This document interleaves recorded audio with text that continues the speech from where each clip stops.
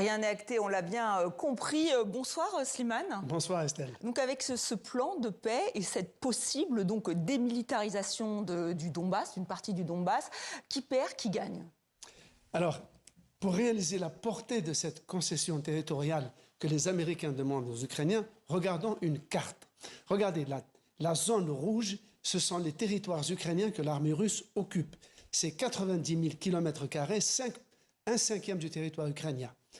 Regardez, Lugansk est entièrement occupé. La Crimée est entièrement occupée, mais Kherson, Zaporizhia et Donetsk ne sont pas totalement occupés. Et pour les Russes, ce sont des territoires qui ont été annexés et que la constitution russe considère comme des territoires russes, ce qui fait cruelle ironie, la Russie considère ces zones non encore rouges comme des territoires occupés par les Ukrainiens qu'elle devrait libérer. J'en viens à la concession, pourquoi elle est énorme.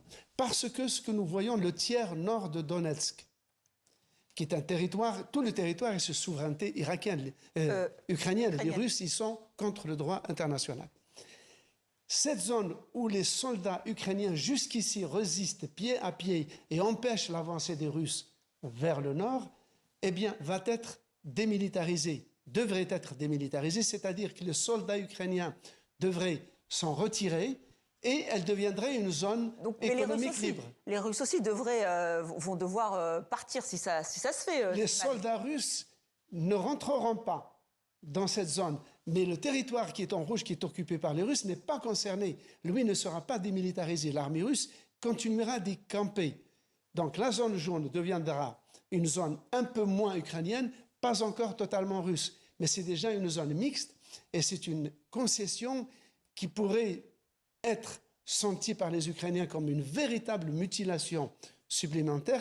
Et dans tous les cas, ça montre que le conflit ukrainien n'est plus un conflit ukraino-russe, c'est un conflit qui se règle entre Américains et Russes, à la barbe des Européens, par-dessus la tête des Ukrainiens. Ça rappellerait presque ce qui s'est passé après la Seconde Guerre mondiale, où ce sont les Américains et les Russes qui ont redécoupé les frontières des pays européens.